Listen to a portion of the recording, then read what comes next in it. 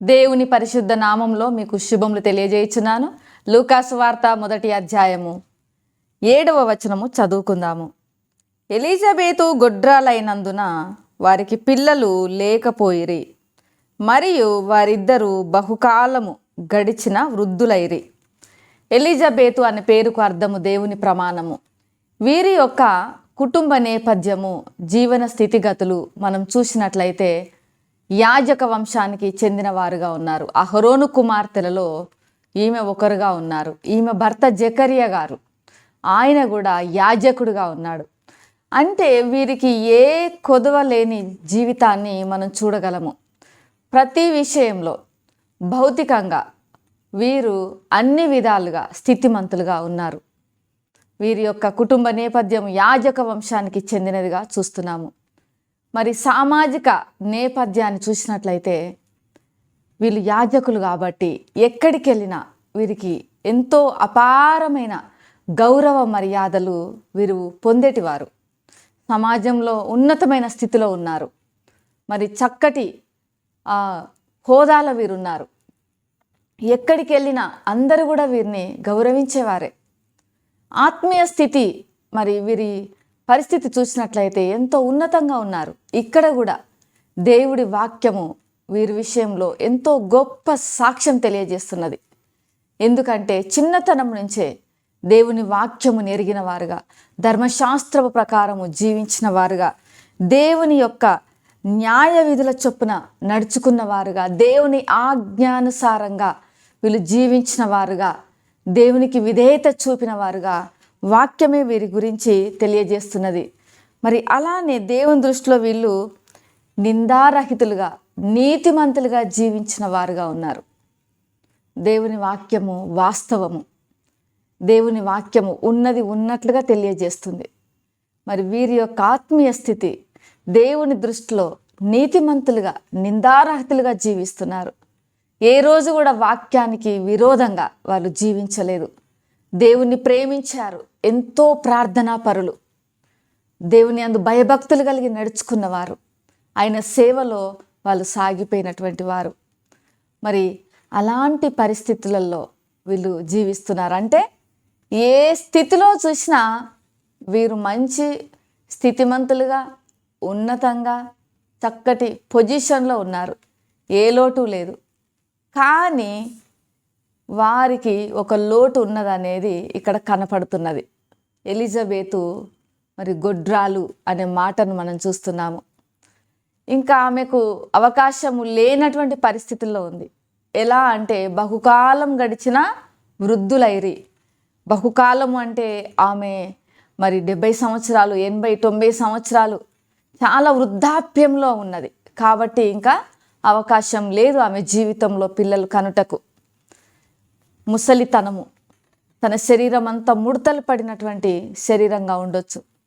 మరి చాలా వృద్ధాప్యం అంటే మరణానికి సమీపంగా ఉండొచ్చు. అలాంటి పరిస్థితులలో ఆమె జీవిస్తున్నది.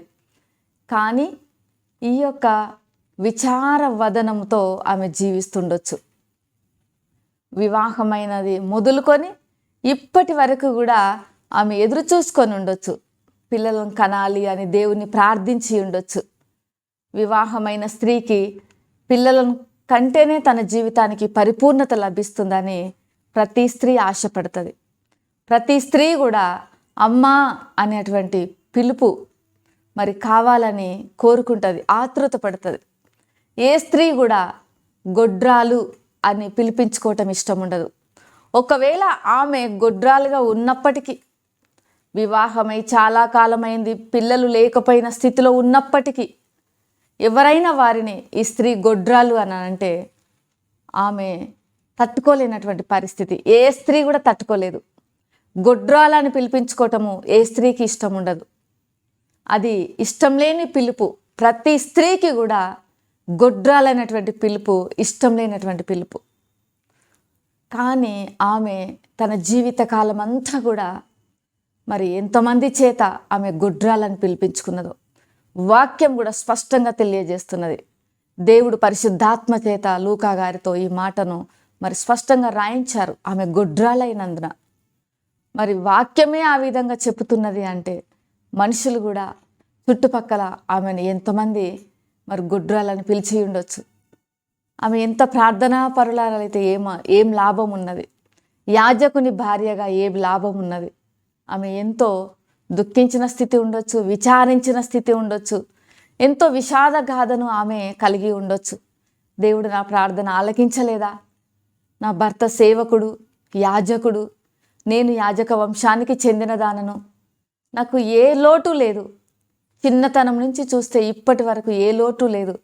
వివాహానికి ముందు కావచ్చు, వివాహం తర్వాత కావచ్చు, అన్ని విషయాలలో దేవుడు నాకు అన్నీ సమృద్ధిగా ఇచ్చాడు. కానీ ఈ విషయంలో ఎందుకు ఈ లోటును ఈ కొరతను నేను భరిస్తున్నాను? ఈ కొరత నా జీవితంలో ఉన్నది అని దీన్ని దేవుడు తీర్చలేడా? ఈ నిందను తొలగించలేడా? నా అవమానం తీసివేయలేడా అని ఎలిజబెతు అనేకసార్లు అనుకొని ఉండవచ్చు. అయితే ఆమె విచారవదనంలో దేవుడు ఎంతో విచిత్రమైనటువంటి సంఘటన జరిగించాడు. దేవుడు ఆమె భర్తను దర్శించాడు గాబ్రియేలు దూత ద్వారా. తన భర్త నమ్మలేదు, కానీ ఆమె మాత్రము తన భర్త చేసిన సైగల ద్వారా ఆమె దేవుని యొక్క గొప్ప కార్యమును ఆమె నమ్మింది. ఆమె ఆ వృద్ధాప్యంలోనే చక్కటి పండంటి మగపిల్లవానికి జన్మ ఇచ్చింది. ఎంతో విచిత్రమైన కార్యము వారి జీవితాల్లో జరిగింది. ప్రియమైనటువంటి వారలారా, ఈ ఉదయకాల సమయంలో మన జీవితాలలో కూడా దేవుడు సమస్తమునిచ్చి ఉండొచ్చు. భౌతికంగా మనకు ఏ లోటు లేకపోవచ్చు, సామాజికంగా మనకు ఏ కొరత లేకపోవచ్చు, మనం మంచి స్థితిగతిని కలిగి ఉండొచ్చు, మన యొక్క జీవితంలో ఏ సమస్య లేకపోవచ్చు. కానీ ప్రతి వారి జీవితంలో కనీసం ఒక్క సమస్యతోనైనా బాధపడేవారు ఉంటారు. ఏదో ఒక విషయంలో ఏదో ఒక కొరతను కలిగి ఉండిన వారు ఉంటారు. ఈ యొక్క ఉదయకాల సమయంలో ఆ కొరతనే, ఇన్ని దినముల నుంచి దేని కొరకు నువ్వు ప్రార్థిస్తున్నావో, ఇన్ని దినముల నుంచి దేని కొరకు నువ్వు ఎదురు చూస్తున్నావో, ఇన్ని దినముల నుంచి దేవుడు దీనికి జవాబు ఇస్తాడు అని ఏ జవాబు కొరకు నువ్వు ఎదురు చూస్తున్నావో, ఆ జవాబు రాక చాలాసార్లు నీవు విచారంతో ఉండినటువంటి సందర్భాలు ఉండొచ్చు. కానీ ఇది అనుకూల సమయం. ఈ దేవుడు ఎలిజబెతును దర్శించినటువంటి నీ దేవుడు, మన దేవుడు నిన్ను నన్ను దర్శించటానికి ఆయన సిద్ధంగా ఉన్నారు. ఈ దినం అనుకూలమైన సమయం. ఆ కొరతను తీర్చడానికి ఆయన రాబోతున్నాడు. మన పరిస్థితుల్లోనికి ఆయన దిగి రాబోతున్నాడు. మన పరిస్థితులలో ఆయన జోక్యం చేసుకోబోతున్నాడు. మన పరిస్థితులలో ఆయన కలుగజేసుకోబోతున్నాడు. ఆయన కలుగజేసుకుంటే చాలు, ఆయన జోక్యం చేసుకుంటే చాలు, ఆయన పరిస్థితుల్లోనికి దిగి వస్తే చాలు. ఏ కొరతగా ఉంది అని ఫీల్ అవుతున్నామో, దేని కొరకు జవాబు వచ్చుట లేదు అని ఎదురు చూస్తున్నామో, విచారంతో ఉంటున్నాము, ఆ విచారంలో నుండే విచిత్రాన్ని జరిగించే దేవుడు ఆయన రాబోతున్నాడు, మన జీవితంలో కలుగజేసుకోబోతున్నాడు. మరి ఈ ఉదయకాల సమయంలో ఇది నమ్ముదాము. నమ్ముట నీ వలన అయితే నమ్మువానికి సమస్తము సాధ్యము. ఎలిజబెతమ్మ జీవితంలో గొప్ప అద్భుతాన్ని చేసిన దేవుడు నీ జీవితంలో, నా జీవితంలో ఆ ఎదురు చూసేటువంటి ప్రార్థనకు జవాబు ఈ రోజున రాబోతున్నది. విచిత్రం జరగబోతున్నది, అద్భుతం రాబోతున్నది. కాబట్టి మనము ఎదురు చూద్దాము, ఆయనకు కృతజ్ఞతలు తెలియజేద్దాము, ఆ అద్భుతం జరిగినదని నమ్ముదాము. ఆ విచిత్రం కొరకు, ఆ వింతలు చేసే మన ప్రభువు కొరకు వందనాలు తెలియజేద్దాము. ప్రేమ నమ్మకం కలిగిన పరలోకపు తండ్రి పరిశుద్ధుడానికి వందనాలు చెల్లిస్తున్నాము. ఈ ఉదయకాల సమయంలో ప్రభువా, ఎలిజబెతమ్మ విచారవదనంలో నువ్వు విచిత్రాన్ని జరిపి ఆమెను సంతోషభరితురాలుగా చేసి ఉన్నారు. ఈ వీడియో వీక్షిస్తున్న బిడ్డల జీవితాలలో ఎంతమంది ప్రార్థనకు జవాబు రాని పరిస్థితుల్లో ఉన్నారో, ఏ ప్రార్థనకు జవాబు కొరకు ఎదురు చూస్తున్నారో మీరు అది అనుగ్రహించమని వేడుకుంటున్నాము. వారి యొక్క విచారవదనంలో విచిత్రం జరిగించి సంతోషము నింపుమని యేసు నామములో ప్రార్థిస్తున్నాము తండ్రి, ఆమెన్. దేవుడు మిమ్మల్ని దీవించును గాక.